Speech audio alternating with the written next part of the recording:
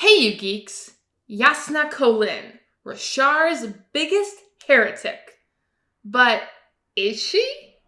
Depends on how you define heretic, and about the complexities of Vorin tradition that aren't completely clear.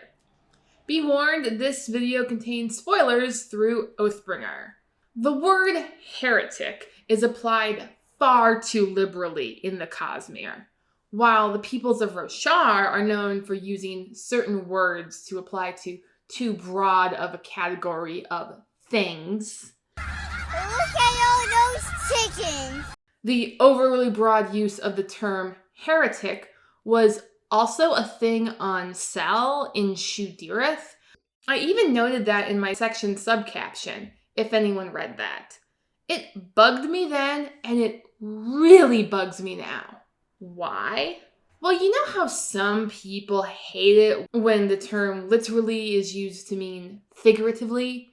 Even though the Oxford English Dictionary clearly allows for both uses to be grammatically acceptable. The word literally now also means not literally. That is to say, metaphorically.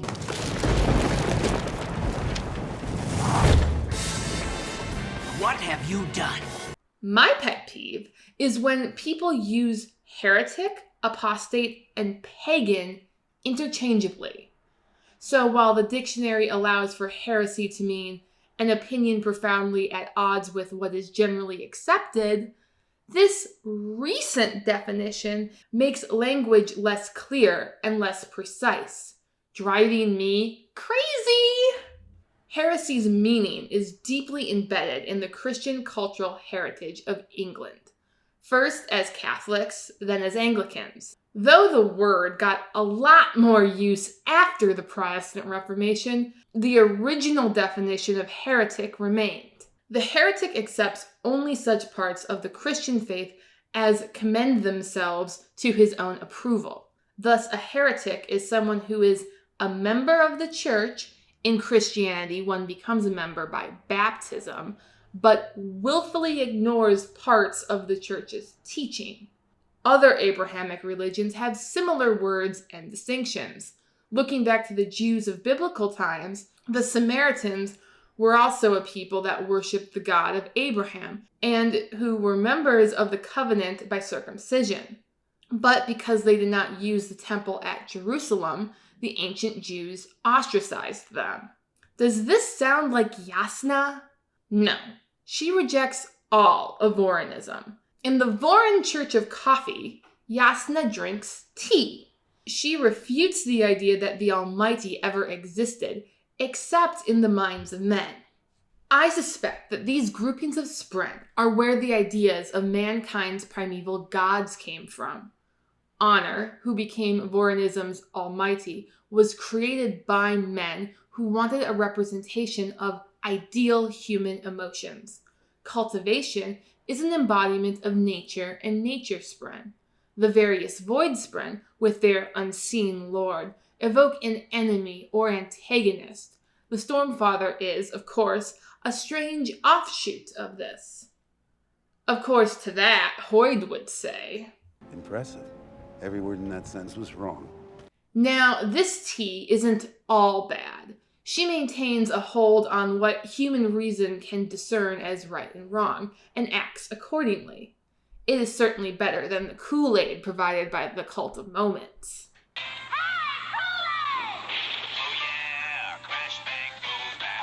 And yet, there is nothing really Vorin about Jasnah at all.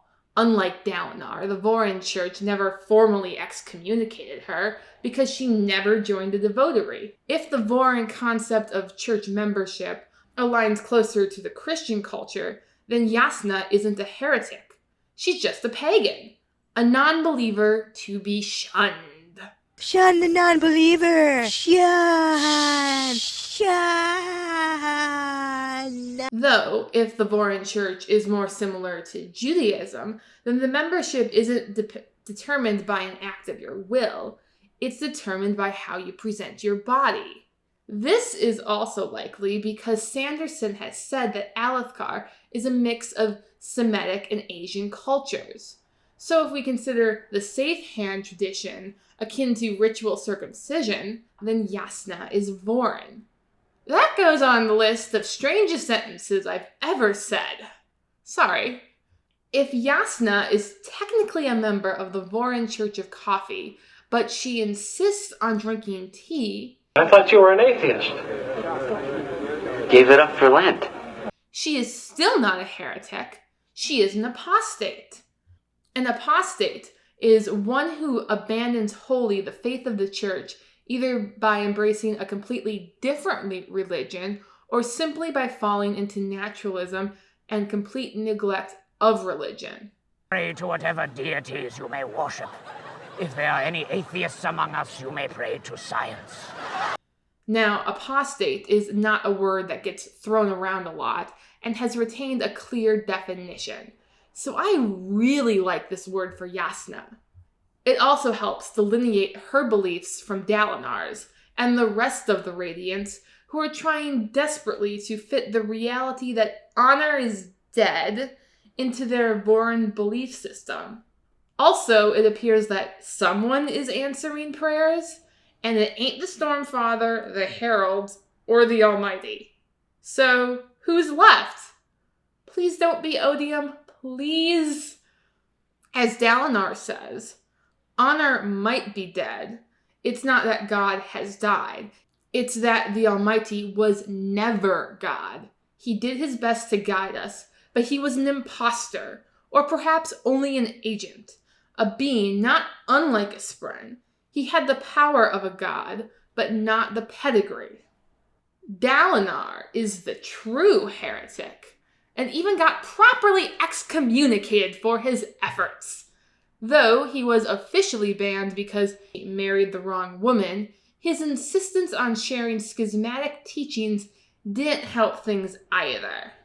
I can't help but trace echoes of the brief but legendary Tudor dynasty in the Kholin drama, a rustic house rising to dominance by uniting a kingdom, the elder brother, an allegedly good king, dead before his time, the younger brother, a violent youth, marries his brother's widow and eventually becomes a heretic, culminating in a young, unmarried, intelligent woman ascending the throne, even though that was never supposed to happen.